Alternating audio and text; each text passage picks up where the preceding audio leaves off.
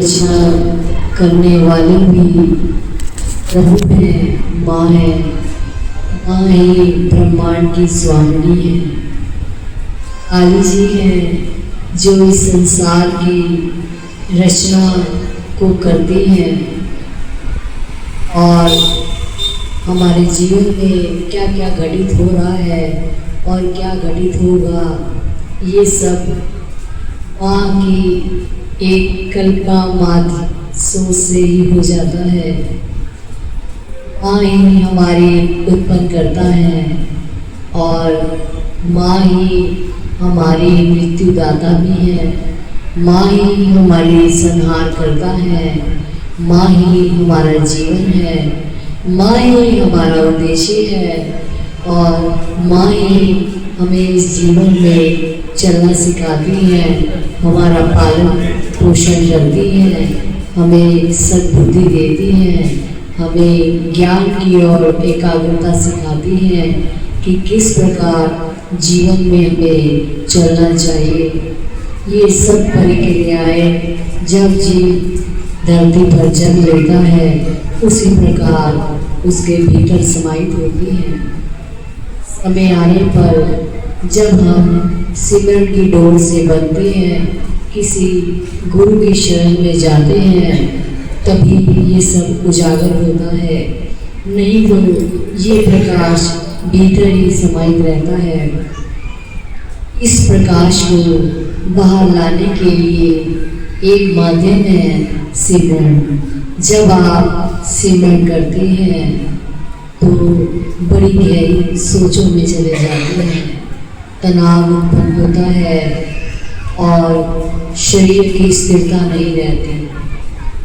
बहुत प्रयास, बहुत प्रयत्न के बाद ही ये सब हासिल होता है।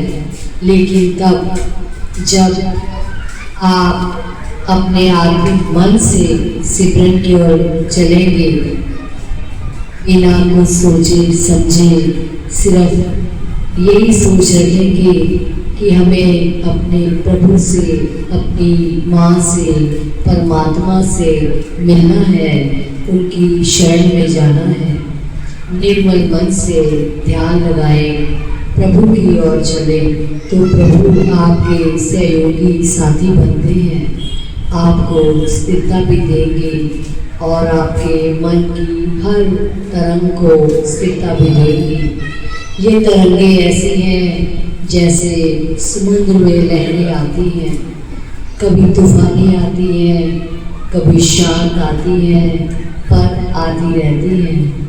जब सिमरन किया जाता है, इसी प्रकार हमारे भीतर भी एक समुद्र की रचना है, अलग अलग तरह की रचना है। काम, क्रोध, लोभ, मोह, मत्सर, अहंकार, अभिमान, बहुत तरह की तृष्णाएं हमारे भीतर समाहित हैं, जिनसे हम बाहर नहीं आ पाते। जब आप सिमरन करते हैं, सिमरन में वो ताकत है जो कोई भी ये प्रक्रिया आपके भीतर आप पे कभी हावी नहीं हो सकती। आपको स्थिरता के लिए बार बार प्रयास करना होगा। हम कहें आज सिमरन में बैठे और कल प्राप्ति हो, ऐसा नहीं होता। हम कुछ समय से सिमरन कर रहे हैं और सोचें कि दर्शन हो जाए, ऐसा भी नहीं होता। ये सब करने में समय लगता है। जिस प्रकार भोजन अगर करना है तो पहले धन का सामर्थ्य, फिर भोजन धन के सामर्थ्य से उपभोग के लिए वस्तुएं खरीदी जाती हैं और उन्हें घर लाकर पकाया जाता है। पकाने के बाद ही भोजन हमें प्राप्त होता है, तभी हम इस भोजन को खा सकते हैं। इसी प्रकार जब हम सिमरन करते हैं, सिमरन करते करते करते एक समय ऐसा आ जाता है कि हमारे भीतर की जितनी भी दुविधाएं हैं, समस्याएं हैं और जो प्रबल इंद्रियां हमारे पर हावी है सब स्थिरता के रूप को धारण कर लेती है। लेकिन याद रखना, ये सब ऐसा तब होता है जब हमारे अंदर एक विश्वास हो कि हम प्रभु से मिलना चाहते हैं, प्रभु की ओर जाना चाहते हैं, प्रभु के दर्शन पाना चाहते हैं। नहीं तो वो धैर्यता नहीं आ पाती और हम परेशान होकर सिमरन से उठ जाते हैं कि ध्यान तो लगता ही नहीं, निद्रा तंग करती है, भूख प्यास तंग करती है, घर की वार्तालाप तंग करती है और समस्त संसार में जो हमें कोई पीड़ा देता है, दुख देता है, वो सब बातें हमें ध्यान में तंग करती हैं। सिमरन ऐसा है, जब आप करेंगे निर्मल मन हो जाएगा। एक आपके अंदर किसी प्रकार की जो होती है वो अपने आप को स्थिरता ले लेगी और आपके अंदर धैर्यता आ जाएगी, जिससे आपको एक हिम्मत मिलेगी, ज्ञान मिलेगा, उद्देश्य मिलेगा। अभी हमें ये मालूम नहीं कि हमारे जीवन काल का उद्देश्य क्या है, हम करने क्या आए हैं और हम कर क्या रहे हैं। सब भाग रहे हैं, बस सुबह उठते हैं और भागने लगते हैं, भागते भागते रात्रि आ जाती है और विश्राम की इच्छा हो जाती है और हम अपने जीवन काल में पीछे की ओर जा रहे हैं, आगे नहीं बढ़ रहे। ध्यान रखिए, जीवन का एक एक क्षण, एक एक दिन अनमोल है। जो हम फालतू की वार्तालाप में समाप्त करते जा रहे हैं। चर्चा, हर समय चर्चा, कभी किसी को लेके, कभी किसी को। अति ज्ञान समझना चाहते हैं लेकिन भीतर उतारना नहीं चाहते। जिस दिन आप क्षणिक एक बूंद मात्र ही भीतर ज्ञान उतारना चाहेंगे तो आपके उद्धार का मार्ग खुल जाएगा। पर हम कोशिश करते नहीं, ज्ञान देते हैं, ज्ञान लेकर जीवन में उतारते नहीं। यही हमारी मनुष्य जन्म की सबसे बड़ी कमी है, जो हम अपने भीतर नहीं देख पाते। कहते हैं, हम हर व्यक्ति यही कहते हैं कि हमारे से अच्छा कोई नहीं, हमारे से बुद्धिमान कोई नहीं, हम ही सर्वश्रेष्ठ हैं, हम ही अच्छे हैं, हम ही समझदार हैं। कभी अपने आप को किसी ने जानने की कोशिश नहीं करी। हम अच्छे तब कहलाएंगे जब हमारी मृत्यु के पश्चात या हमारे जीवन काल के चक्र में कोई दूसरा हमें कहेगा कि ये व्यक्ति अच्छा है।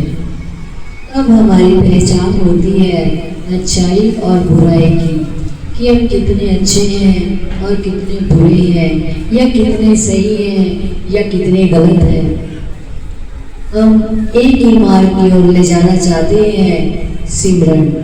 सिमरन ही हमारे जीवन का एक लक्ष्य है और कहते रहेंगे कि सिमरन ही ऐसा है जिससे आपका उद्धार हो सकता है।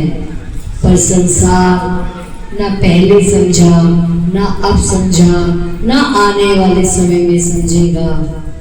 प्रभु भी हमारे बीच आकर हमें ज्ञान देकर गए, पर उस ज्ञान को हम नहीं उतार पाते। हम उस ज्ञान को उतारने के लिए सक्षम नहीं है, क्योंकि हम हर समय सिर्फ दूसरों के ध्यान में रहते हैं। इसके घर क्या हुआ, इसने क्या पहना, इसने क्या खरीदा, इसने क्या खाया। जब हम दूसरों के भीतर देखना बंद कर देंगे, तब आपके भीतर का ज्ञान आपको आगे की ओर ले चलेगा।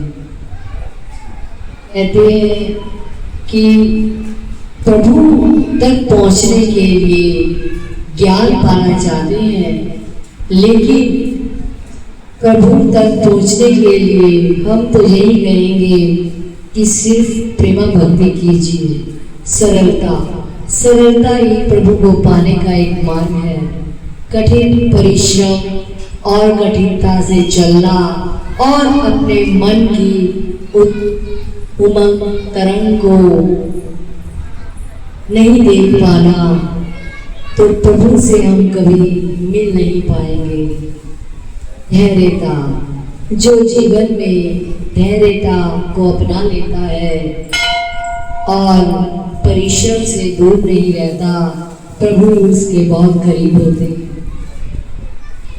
दो लाइनें सुनाएंगे कि दम दा भरोसा यार दम आवे नावे, कि दम दा भरोसा यार दम आवे नावे, दम दम करिए यार दम आवे नावे, दम दम करिए यार दम आवे नावे, कि दम दम भरोसा यार दम आवे नावे, दम भरोसा यार दम आवे नावे, कि दम दम भरोसा यार दम आवे नावे, दम दम करिए यार दम आवे नावे, दम दम करिए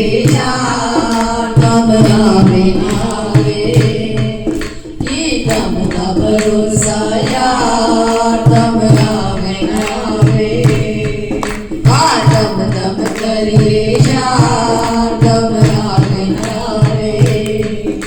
दम किसे कहते हैं?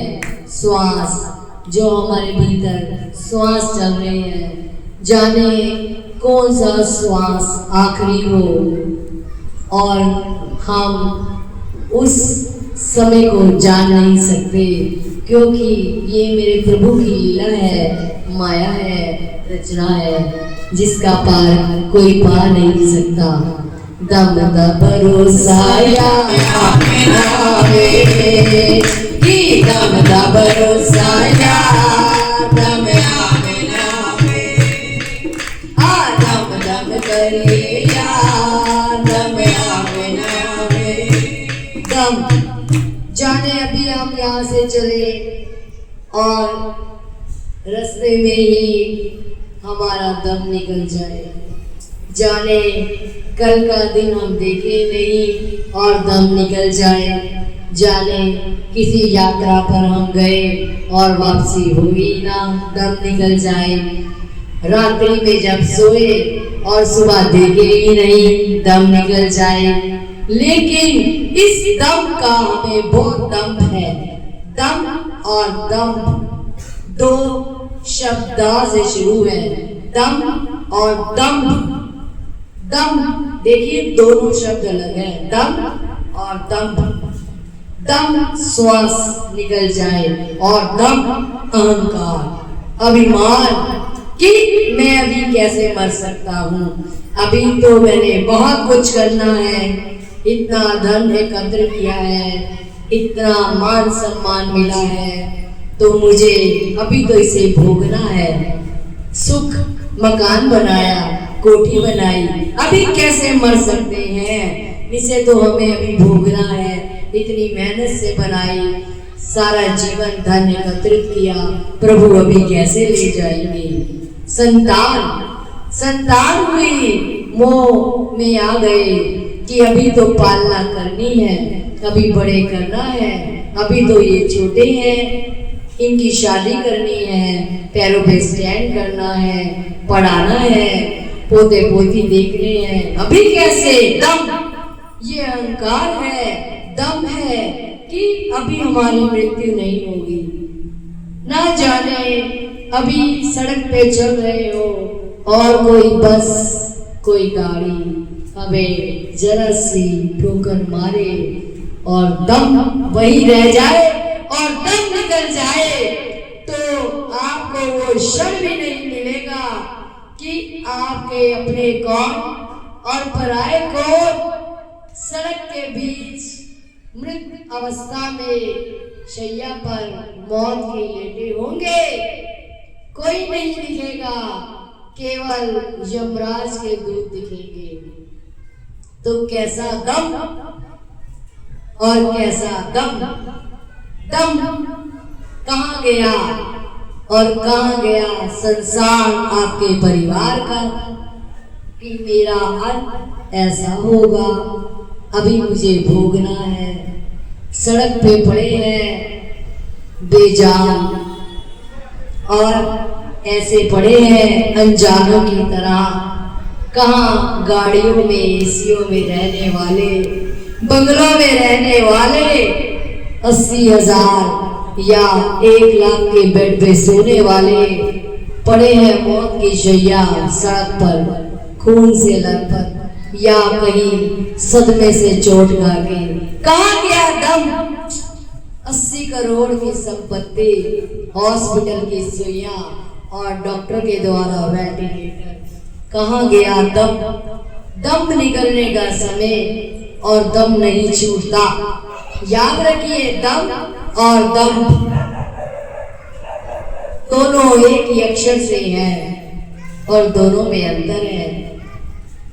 जिस प्रकार राम प्रभु का नाम है और संसार में जीव अपना नाम रख देता है राम, राशि एक, कर्म अलग, दर्शन अलग, उच्चारण अलग। जो प्रभु का नाम है राम, अनंत अनंत सागर है, जो आप सिर्फ 5 मिनट क्या 5 बार भी आप मित्ता से लेंगे, राम राम राम राम राम, तो देखिए आ की ध्वनि, माँ की ध्वनि भीतर से उत्पन्न होती है, राम, और वही घर में नाम है राम।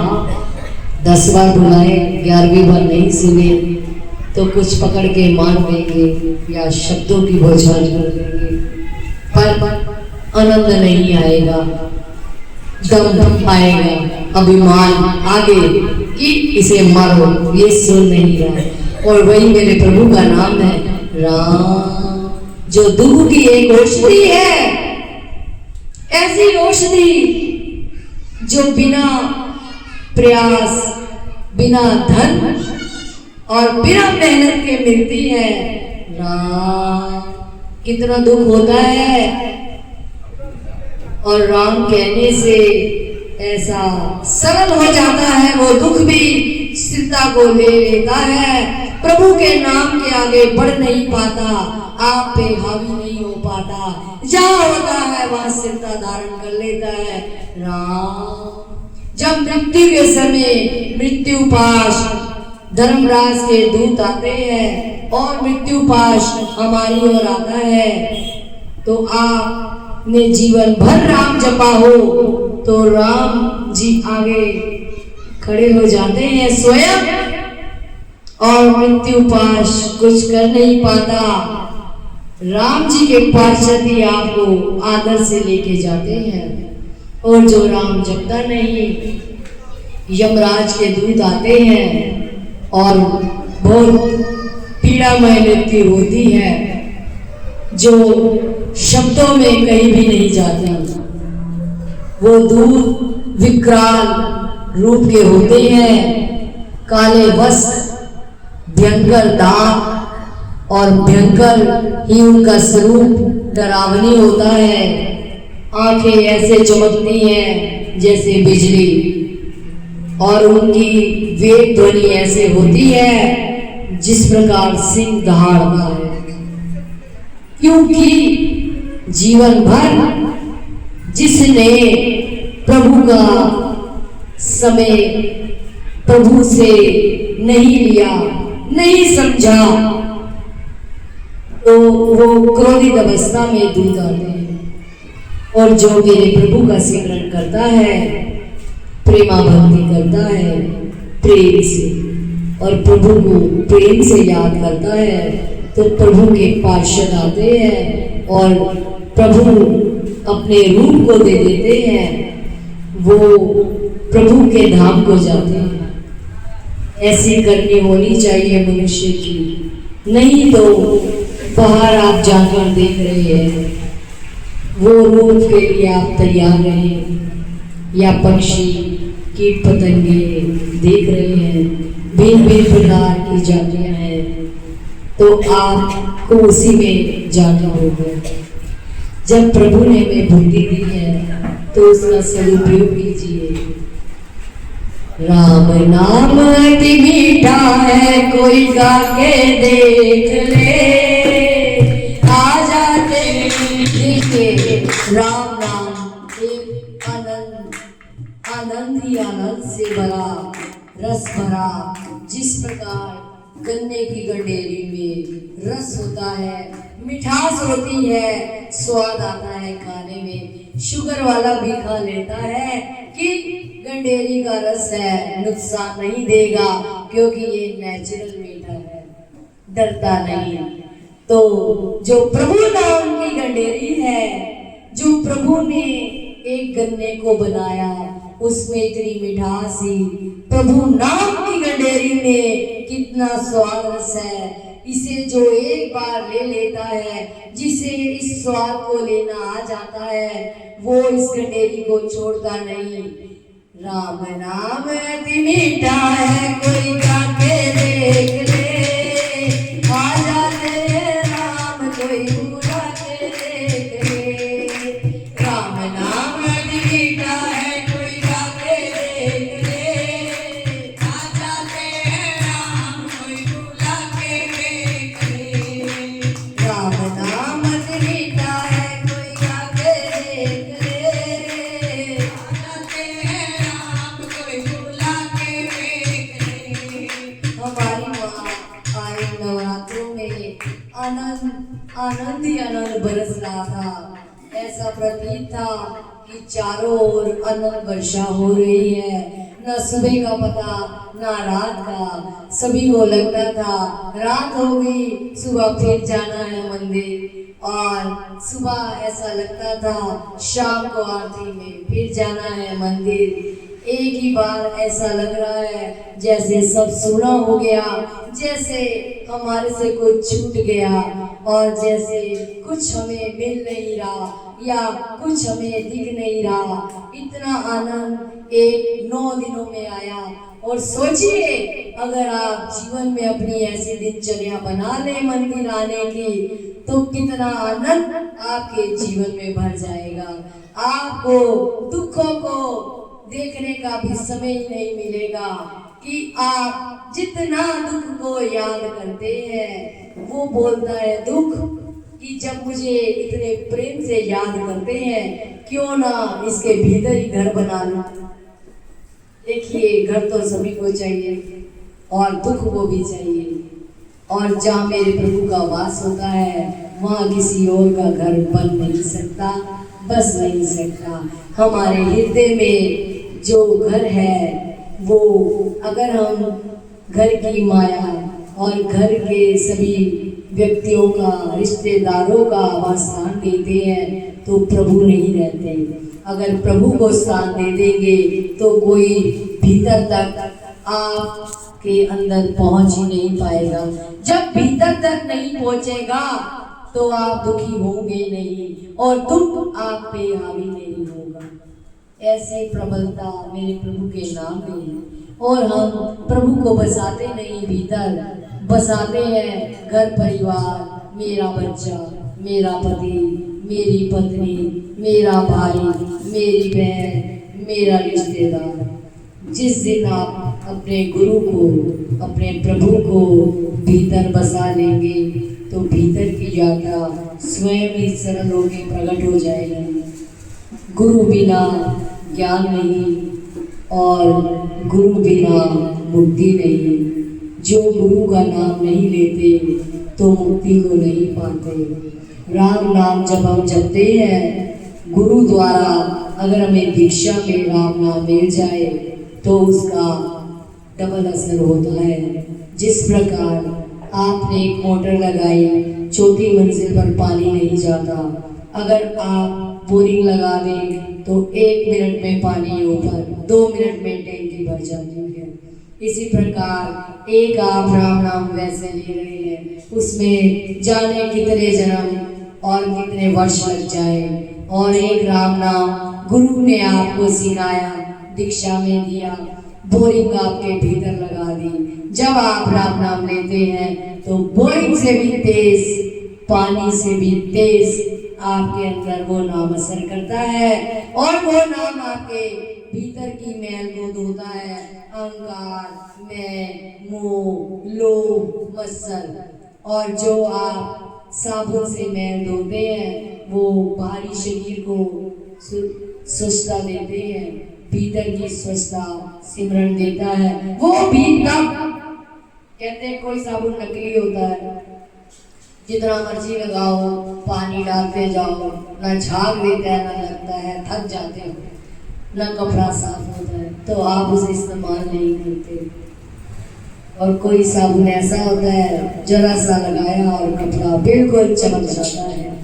इसी प्रकार जब अच्छा गुरु मिल जाता है तो सिमरन उसी रूप से वो करवाते हैं कि जरा सा किया और आप पार कर जाते हैं। और जब नकली गुरु की ओर में आ जाते हैं, जितना मर्जी राम राम करते रहे, वो साबुन झाग देता ही नहीं, अंदर की गंदगी साफ होती ही नहीं, तो आप वहीं के वहीं रह जाते हैं। इसका चयन करने में आपको अपने प्रभु की मदद लेनी चाहिए कि प्रभु हमें ऐसा मार्ग दीजिए, ऐसा ज्ञान दीजिए जो आप तक हमें पहुंचा सके। तो ये वादा है हमारा कि आपको प्रभु भटकाव से बचाएंगे और वही गुरु तक पहुंचाएंगे जहां आप सही मार्ग को चुन सके। मार्ग तय करवाना, जो गुरु खुद सही मार्ग पे नहीं होगा वो आपको मार्ग भी अच्छा नहीं दे पाएगा। आप कहीं सड़क पे जा रहे हैं, किसी से एड्रेस पूछते हैं, अगर उसे एड्रेस खुद को आता हुआ जाना तब आपको रास्ता सही दिखाएगा, नहीं तो बोलेगा किसी और से पूछ लेना, मुझे नहीं पता। और जो एड्रेस सही दे देता है आप सही ठिकाने पहुंच जाते हैं। इसी प्रकार गुरु भी चुन के बनाए जीवन में, पहले भीतर के अंतरात्मा की आवाज को सुनिए कि हम सही दिशा में जा रहे हैं या नहीं जा रहे। आज देखिए 4 तारीख है, नवरात्रों में लोग इतने थक गए हैं कि उन्हें समय नहीं मिला 4 को जाया जाए। दीदी थके होंगे, सत्संग हो ना हो, जाने क्या होगा मंदिर। अभी तो मंदिर वाले ही यात्रा पर हैं, मंदिर वाले यात्रा करके आ गए और अपने समय पर पहुंच भी गए हैं, लेकिन काफ़ी लोग अंधेरे में हैं कि 4 तारीख होगा क्या। अभी तो नवरात्रे गए हैं, बार बार कुछ आ जाता है, कितनी बार मंदिर जाए, आए दिन एक चीज आ जाती है। अभी तो कार्तिक सिर पर है और ये 90% लोगों का बुखार है। दीदी जी तो खाली है, एक ना एक चीज हाजिर हो जाती है। देखिए हम चाकर हैं प्रभु के, चौकीदारी हमें मिलती है, जागते रहो और जगाते रहो। ना प्रभु हमें सोने देता है और हम भी आपको सोने नहीं देंगे। अगर हम आपको सोने देंगे तो हम वहीं के वहीं रह जाएंगे, बस आके निकल जाएगी और हम वहीं रह जाएंगे। जिस प्रकार हमने बोला कि दम दा भरोसा दम रावे रावे। देखिए इस बार के नवरात्रों में जो थे, क्या पता अगली बार नवरात्रों की बस में पहुंच पाए या ना पाए। आज 7 तारीख है, कल वो आ पाए ना आ पाए, क्या पता हमारे गुरुदेव आज ही देखने आए हो, कृपा बहुत रूपों से बरसाने आए हो कि थोड़े जने हैं परिश्रम करके आए हैं, इन्हीं का उद्धार कर दिया जाए।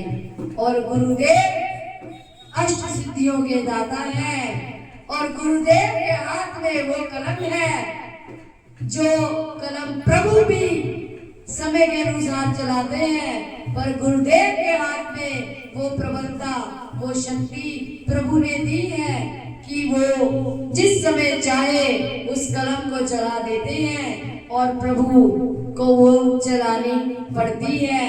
जब गुरुदेव की इच्छा बन जाती है कि इस जीव को मैंने मुक्त करना है संसार से, तो मेरे प्रभु भी उसका मार्गदर्शन कर देते हैं।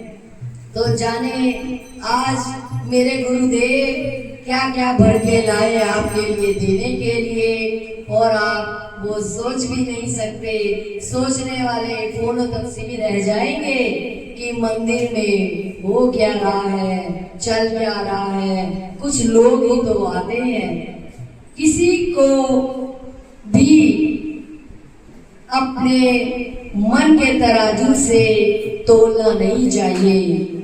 एक चींटी अगर हरिद्वार ऋषिकेश जाना चाहती है, जाने कितने जन्म लग जाए उसको चलने में, तब भी नहीं पहुंच पाएगी शायद। और वही चींटी हरिद्वार जाने वाली जो बस है, गाड़ी है, उसमें जो व्यक्ति बैठे हैं उसके कपड़ों पर बैठ जाए तो 4 घंटे में पहुंच जाएगी दिल्ली से हरिद्वार ऋषिकेश। देखिए, एक चींटी भी विचार बनाए मुझे हरिद्वार ऋषिकेश जाना है, तो मेरे प्रभु की कृपा ऐसी होती है कि लाखों जन्म चींटी नहीं पहुंच पाती, और गुरुदेव की कृपा से किसी के वस्त्र में बैठ के हरिद्वार ऋषिकेश पहुंच जाती है। जिस प्रकार आप 4 दिन समय देने आए हैं, जाने मेरे गुरु का कौन सा जहाज आपको कहां ले जाएगा, इसकी कल्पना भी कोई नहीं कर सकता। जो फोनों पे देखते हैं, समझते हैं, और जो साक्षात होता है वो उससे बहुत भिन्न होता है। सब कुछ फोनों में है, गूगल में है।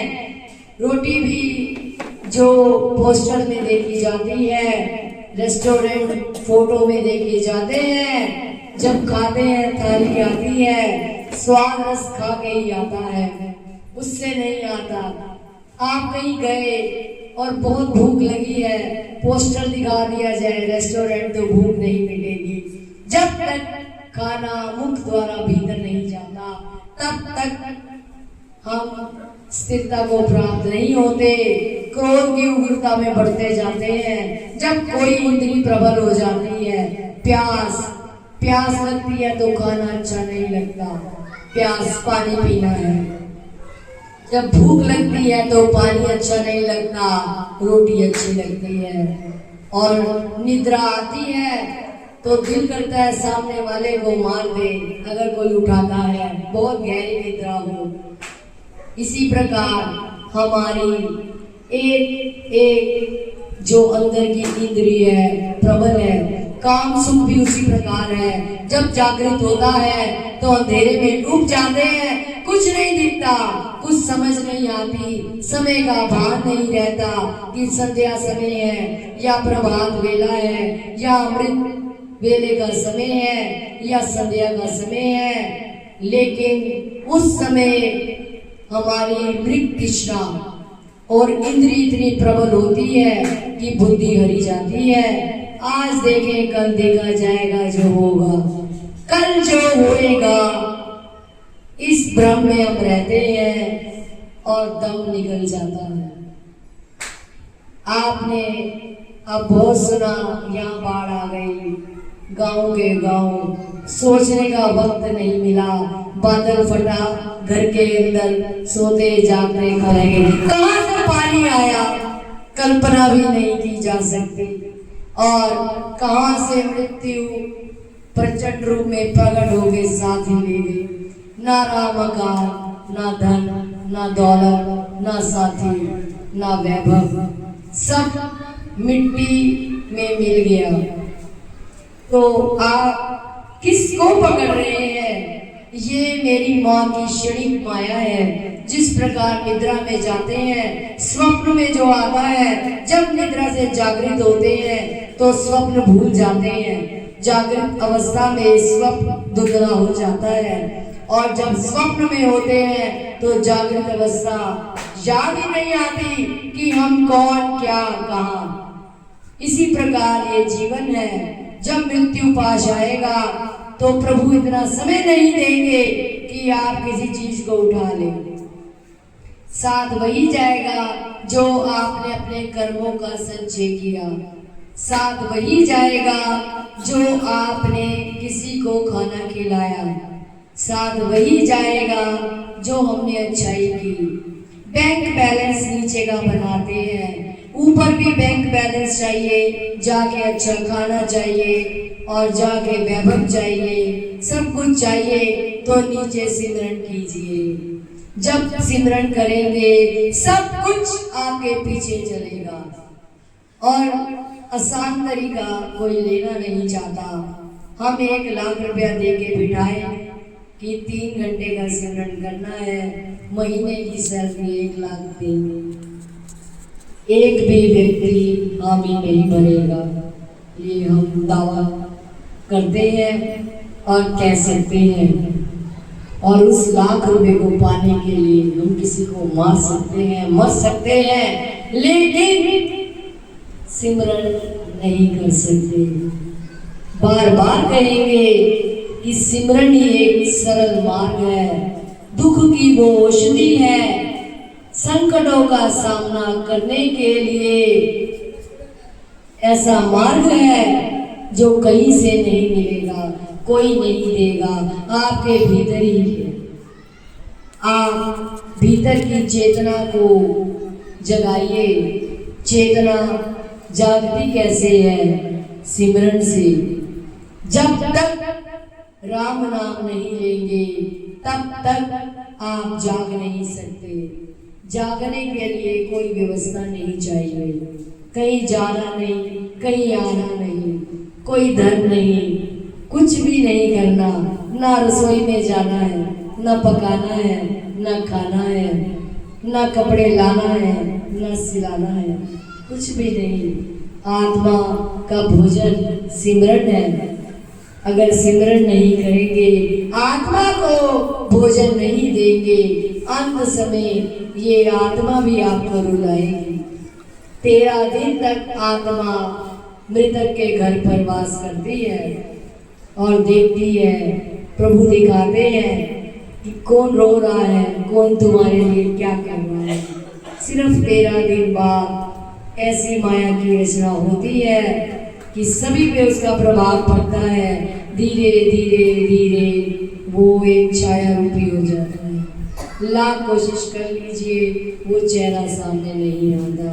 करोड़ कोशिश कर लीजिए, वो बीता समय नहीं आता याद। क्षणिक समय याद आता है जब किसी से दुख की वार्तालाप या दुख के समय में आप खड़े होते हैं या शमशान में जाते हैं। तब शमशान में याद रखिए, जाने वाले को नहीं रोया जाता, ये भ्रम है।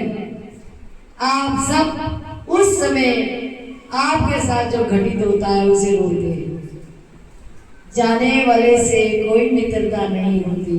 रिश्तेदार जागृत अवस्था तक, मृत्यु के पश्चात नहीं रहते। उस समय आपके घर से जो गया उसको रोएंगे आप।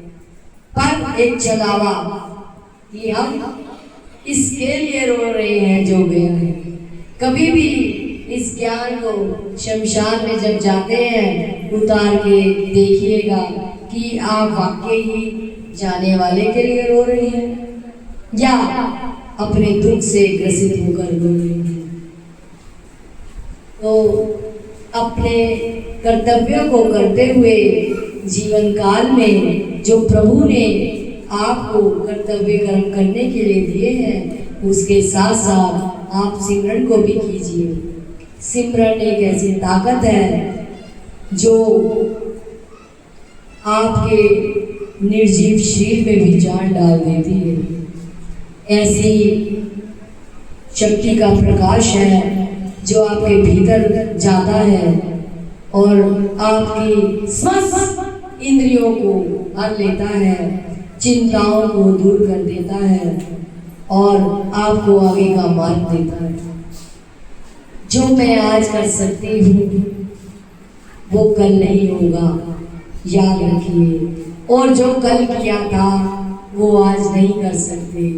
हम बच्चों को अपने पहले की कहानियाँ सुनाया करते हैं कि हम ऐसे थे, हम ऐसे करते थे, कि बच्चों पे असर आए, पर उन पे कोई असर नहीं आता।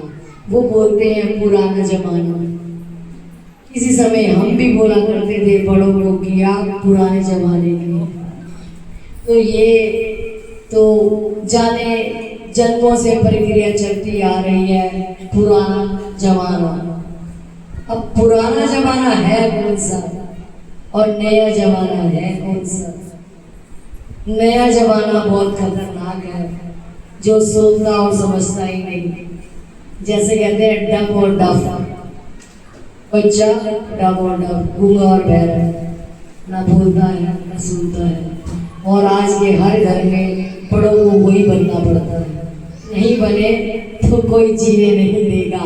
लेकिन इतनी लाठी के बाद भी सिमरन नहीं करते। लाठी भी अच्छी लगती है, अपने बच्चे मारे पड़ोसी का डबल लाठी माराएंगे, और अपने बच्चों से लाठी खा रहे हैं, फिर भी अच्छी लग रही है।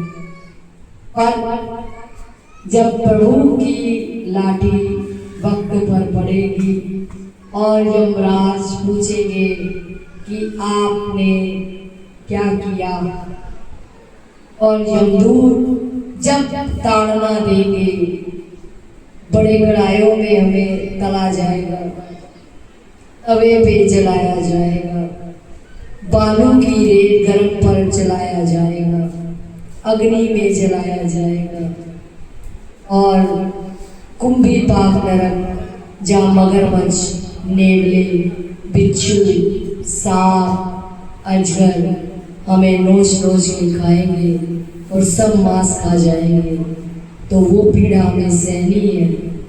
अंगूठे जितना आत्मा रूपी एक शरीर जिसे कहते हैं, वो धारण प्रभु करवाते हैं, और ये यातनाएं हमें झेलनी पड़ती हैं। 14 लोग आपको बताए थे, 7 लोग धरती के नीचे हैं और 7 लोग आसमान से ऊपर हैं। और हर जो भी ये लोग हैं, आपको प्रभु कर्मानुसार वहाँ भेजेंगे। एक स्थान ऐसा है जहाँ सिर्फ सोना ही सोना, खाने को भी सोना, भूख नहीं मिटती। जिन्हें लोग हैं वहाँ सिर्फ सोना ही सोना। और एक लोग ऐसा है, जब हम किसी से कुचाल करते हैं, कपट करते हैं, गलत करते हैं, यहाँ तो हम होशियारी से निकल जाते हैं, पर मृत्यु के बाद हर कर्म का हिसाब होता है। यहाँ आप अपनी पिक्चर शक्ल से बदल सकते हैं, पर यमदूत के आगे वही पिक्चर बाहर आएगी जो आपके भीतर है, अच्छी है या बुरी है। पाताल लोक भी है, असुरों के लोग भी हैं, भूत प्रेतों के लोग भी हैं, सभी मेरी माँ की रचना है। देवलोक भी है, और जो संत महात्मा सिमरन करते हैं वह लोग भी है। आपके हाथ है, ज्ञान आपको संतों द्वारा मिल रहा है। जो इस स्कूल के भीतर आ चुका है उसको डबल लाठी की मार भी है। अगर डबल अच्छा फल मिलता है तो डबल लाठी भी मिलती है। या जब बच्चा स्कूल में जाता है, हम स्कूल पढ़ने नहीं जा रहे, होमवर्क किया या ना किया, बच्चे ने होमवर्क नहीं किया तो पनिशमेंट बच्चा खा के आता है, हम नहीं खा के आते। तो ये मृत्यु लोक है जहाँ हम हैं। ये भी मेरे प्रभु का स्कूल है। बच्चा तो अपना हिसाब किताब स्कूल में दे रहा है, और हम जिस स्कूल में हैं हमें भी देना पड़ेगा। याद रखना, टीचर नरम भी होता है और कठोर भी, कि बच्चे का भविष्य बनाना है। इसी प्रकार ईश्वर भी नरम दिल भी है और कठोर दिल भी, ताकि आप 84 लाख जुल्मों से बच सके और अच्छे मार्ग पर चल सके। ईदम दा भरोसा यार दम आवे ना आवे, ईदम दा भरोसा यार दम आवे ना आवे, दम दम करे यार दम आवे ना आवे। दूसरे शब्दों में बोलते हैं दम मारो दम, है ना। वो बड़े आनंद को लेते हैं, शराब पी के मांस खा के आनंद ले रहे हैं। पर याद रखना, जिस जीव आत्मा को काटा गया और हर एक जीव में, प्राणी में, पेड़ों में, वृक्षों में, पहाड़ों में, कीटाणुओं में, जीवाणुओं में मेरे प्रभु का वास है। और जब जीवात्मा को, निर्दोष जानवर को, निर्दोष बकरे को, निर्दोष मुर्गे को, मुर्गी को, चूजों को मारा जाता है और आप अपना उसे भोग बनाते हैं कि हमें इससे ताकत आएगी, याद रखना उसके जितने पाप कर्म है वो आपके सिर आ जाएंगे। और जितनी कसाई की तलवार का दर्द वो निर्दोष रहेगा, उस पाप के भागीदार आप होंगे। उसी प्रकार आपकी औलाद को काटा जाएगा। वो जीवन में दुख आता है, दुख का रूप बदल जाता है, उसी प्रकार आपको भी काटा जाएगा दुखों से। आप बाहर नहीं आ पाएंगे उन दुखों से, चाहे लाख प्रभु के व्रत करना या पूजा करना या मंदिर गुरुद्वारे चलिए करना, कर्म जो करता है वैसा ही फल मिलता है। अच्छा या बुरा चयन आपका है कि आप क्या करें। क्षणिक स्वाद के लिए निर्दोष जानवरों को खाया जाता है, और जो जानवर को खाते हैं उनका ज्ञान ये है कि अगर हम खाएंगे नहीं तो पृथ्वी पर जानवरों की संख्या बढ़ जाएगी। वो याद रखें कि तुम्हें भी इसी प्रकार जानवर प्रभु बनाएंगे और तुम्हें भी कोई काटेगा और तुम्हें भी स्वाद की तरह कोई खाएगा। वो दिन दूर नहीं आता, पहले तो मनुष्य जन्म में ही तुम्हें वो पीड़ाएं, वो दुखों का समय भोगना होगा जिससे तुम बाहर नहीं आ पाओगे जाके भी। क्षणिक भोग स्वार्थ के लिए हम अपने भीतर शमशान बना लेते हैं। शमशान में मुर्दे ही जलते हैं, शमशान में जिंदा मनुष्य नहीं जलता। और हम जिंदा जानवर को खाते हैं तो याद रखना आपके भीतर भी एक शमशान बना रहे हैं आप। और जहाँ शमशान होता है वहाँ मुर्दों का वास होता है, तो आप अपने अंदर उन्हीं मुर्दों का वास कर रहे हैं। जब इनकी आत्माएं दुखेंगी तो आपका कल्याण कभी नहीं होगा। एक समय मुर्गे खाए और दूसरी समय राम नाम जपे तो देख लीजिएगा कि उसका प्रभाव क्या होगा। सोच समझकर जीवन काल में भोजन को ग्रहण करें। इतना आतुर मत होइए कि जानवरों का भोजन भी खाने लग जाए आप। तो जानवरों में और आप में भिन्नता क्या हुई? किसी को कुत्ता कहा जाता है, इंसान को तो उग्र और गर्म हो जाता है कि तूने मुझे कुत्ता कैसे कहा। तो तुम उस कुत्ते से कम नहीं जो जानवर मांस खा रहा है, और मनुष्य जो प्रभु ने बनाया भोजन प्रकृति ने हमें दिया वो छोड़कर जानवरों का मांस खा रहे हैं, जल जीवों को खा रहे हैं। जिस प्रकार मछली, बाहर तो लोग बहुत कुछ खाते हैं, लेकिन याद रखिए आपकी गिनती भी उन्हीं जल जीवों में, उन्हीं जानवरों में होगी, क्योंकि आप कर्म वही कर रहे हैं। मांस, क्योंकि जानवर, जीव जंतु, पक्षी अपना भोजन नहीं बना सकते, उन्हें वो बुद्धि नहीं, उनके पास धन नहीं, वस्त्र नहीं, रहने को नहीं, खाने को नहीं, उनके पंजों में, दांतों में, मुख में मेरे प्रभु ने वो ताकत दी है कि जिससे वो मांस खा के अपना भोजन पूर्ण कर सके और अपना पेट भर सके। उधर की भूख जानवर की भी ऐसी है जैसे हमारी, कोई भिन्नता नहीं, उसे भी वैसे ही प्यास लगती है, उसके भीतर भी आत्मा है, उसे भी उसी प्रकार दुख होता है जिस प्रकार हमें हड्डी टूट जाने का, मार खाने का दर्द उसे भी उतना होता है जितना हमें होता है। प्रभु ने उनकी चमड़ी में ऐसा वरदान दिया है कि उन्हें गर्मी और सर्दी का प्रभाव कम पड़ता है, जिस प्रकार वो बिना वस्त्र के भी जी लेते हैं। और हमारे पास सब सुविधाएं, बुद्धि समेत, धन समेत सब कुछ है, लेकिन हम अपने पोषण के लिए निर्दोष जानवरों की हत्या करवा कर खा रहे हैं स्वाद के लिए। वो स्वाद आपको अति भारी पड़ेगा, आज नहीं तो कल उसका परिणाम बहुत गंभीर होगा। कुछ परिणाम नहीं आया तो जितनी बार खाएंगे उतनी बार जानवर की जून में आपको जाना पड़ेगा, चाहे 1,00,000 बार चाहे 1,000 बार। ये याद रखिए, जो कर्म इस हाथ करेंगे इस हाथ पाएंगे।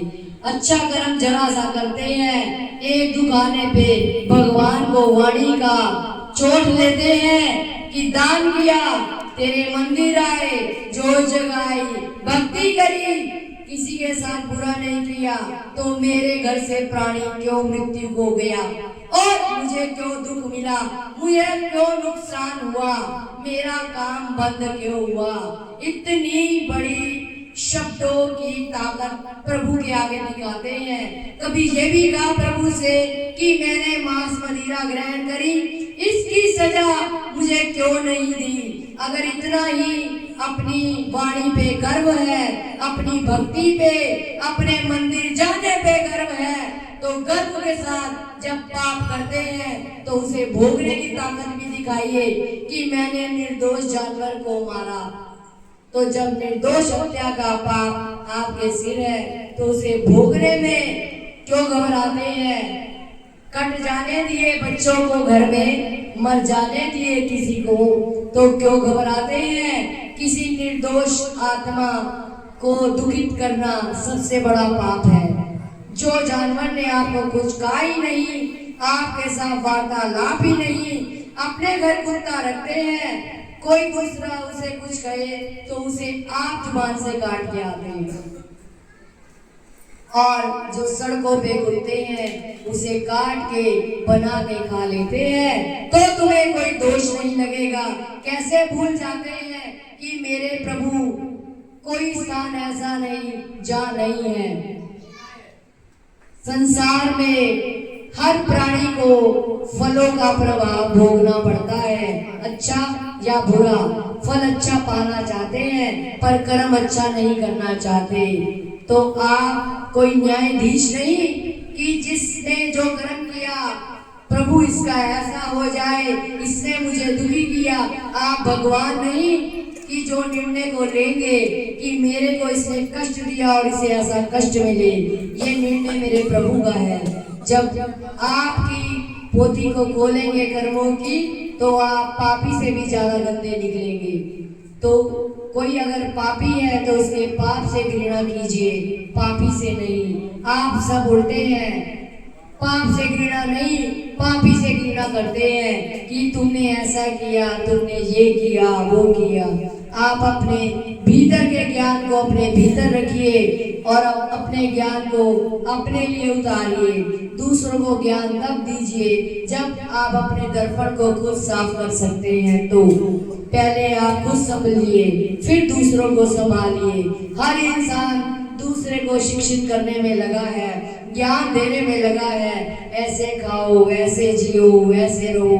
अपने ज्ञान को अपने भीतर रखिए। सबको जीना आता है, खाना आता है, इसलिए किसी को कमजोर मत समझिए। याद रखिए, जो आज गरीब है कल करोड़पति भी हो सकता है। जिस प्रकार एक चींटी हरिद्वार ऋषिकेश पहुंच सकती है, तो मेरे प्रभु की माया बहुत प्रबल है। कखपति भी लखपति बन सकता है और लखपति को कखपति की की आवश्यकता पड़ सकती है। अमर पटा कोई दिखा के नहीं आया कि ये हमेशा अमर ही रहेगा। आधे लोग तो झूठी शान में जी रहे हैं, करोड़पति थे, बाहर जो छवि बन गई अब उसे हटाए कैसे, और उस पहनावे को पहन के बाहर घूम रहे हैं, जिससे कि मेहनत करने वाला भ्रमित है।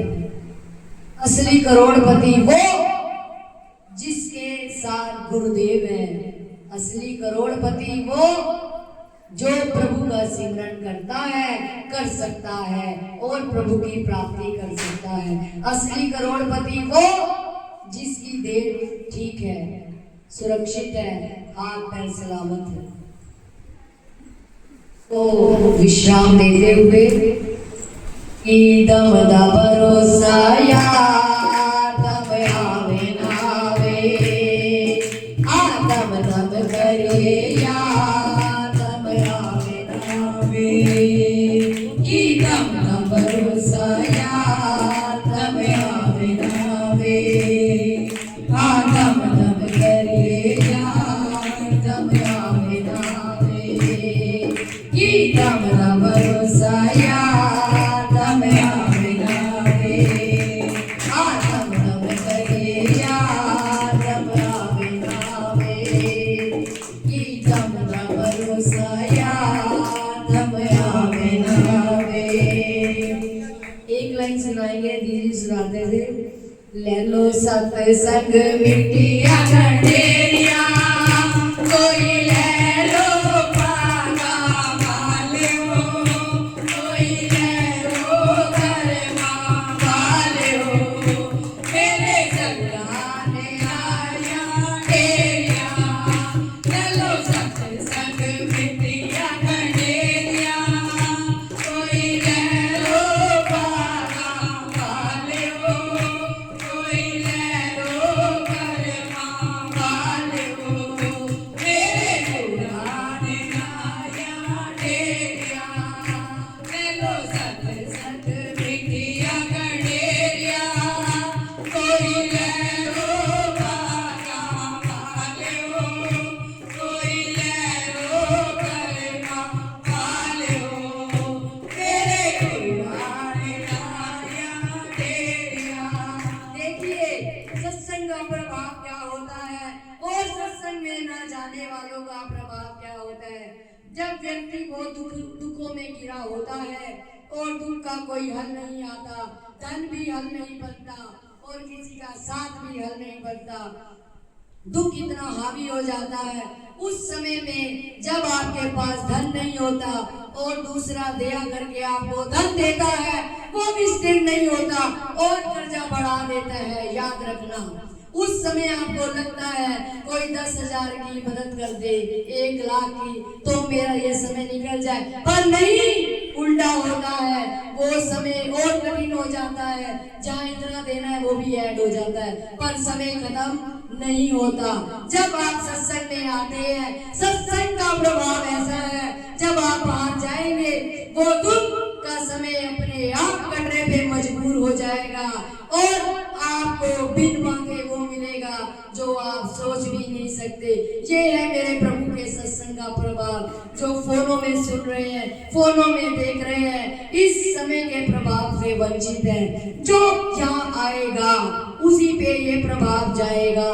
ज्ञान फोनों से उतार सकते हैं, देख सकते हैं, लेकिन भीतर की जो यही आगे जगेगी, वो घर नहीं जग सकती। जिस प्रकार भोजन खा के हमारी तृप्ति होती है, उसी प्रकार सत्संग की स्थान पर जाने पे ही वो दिव्य प्रकाश आपके भीतर जाता है। जो गुरुदेव के भीतर से उत्पन्न होता है वो आपके भीतर जाता है, और ये ऐसा दरिया है, ऐसी गंगा है जो आपके भीतर प्रवाहित होनी शुरू हो जाती है और आप नहीं समझ पाएंगे ये मेरे प्रभु की रचना है। आपके भीतर से कितने कचरे को साफ कर देगी। जब गंगा में बाढ़ आती है, ना जाने क्या क्या वहां ले जाती है।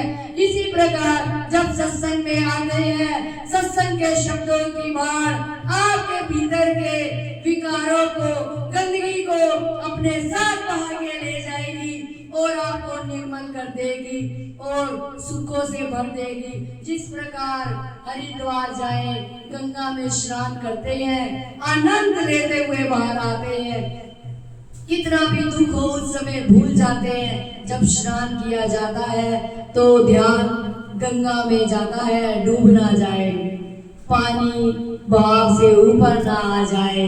इसी प्रकार जब सत्संग में आते हैं तो सत्संग की गंगा में अपने ध्यान को एकाग्र करें। ये मेरे प्रभु की ताकत है। कितना मन भटकाव में आए, सत्संग के अंदर ध्यान लगते लगते लगते अंत में लग ही जाता है कि आप जिस समय क्षणिक घर को भूलते हैं, मेरे प्रभु का प्रकाश उसी समय आपके भीतर प्रवेश कर जाता है और आप इस प्रकाश को घर लेके जाते हैं। अच्छी वाइब्रेशन जो आपके सफर को आसान कर देगी। जो नहीं आ रहा, जो सोच विचार में है, याद रखना इतना अनमोल समय खो रहा है, ये समय दोबारा नहीं मिलेगा। जो पेज बीत गया वो दोबारा नहीं आता, अगला पेज जीना पड़ता है।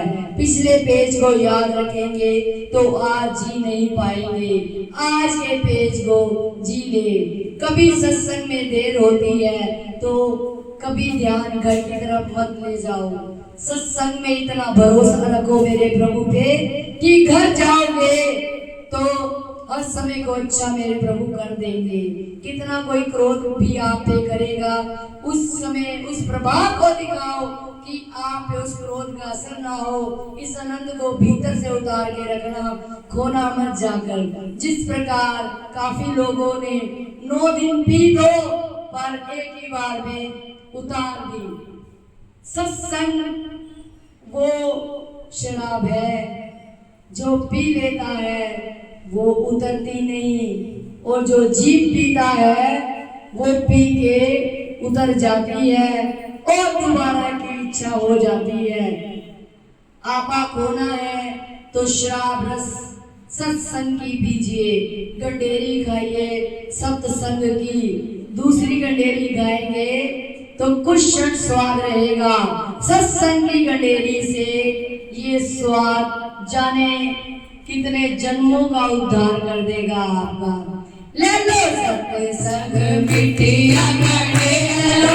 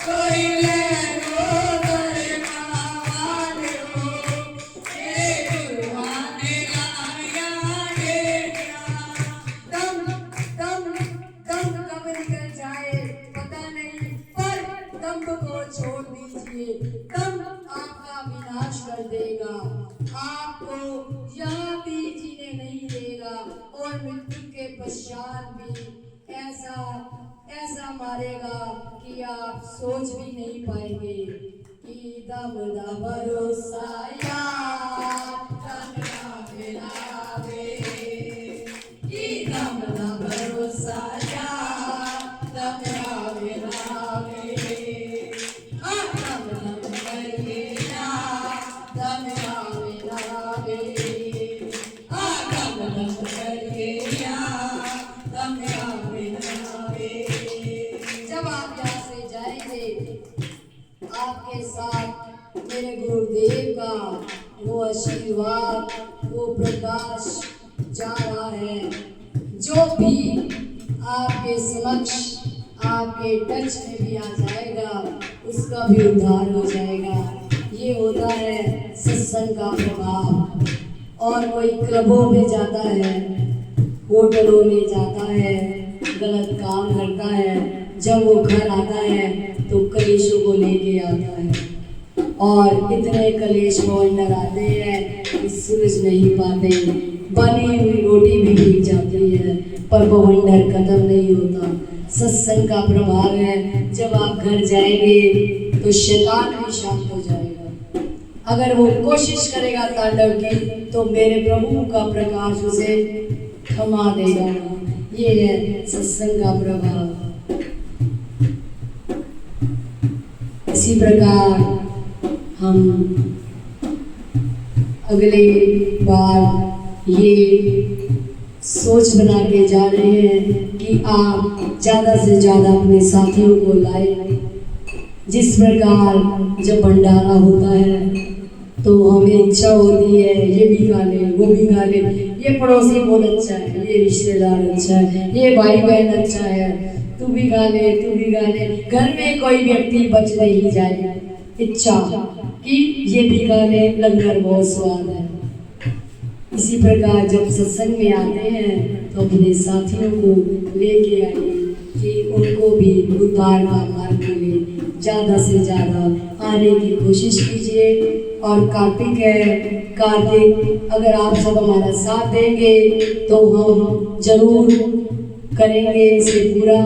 7 तारीख से कार्तिक है, कार्तिक कथा सुबह 5:30 बजे करेंगे।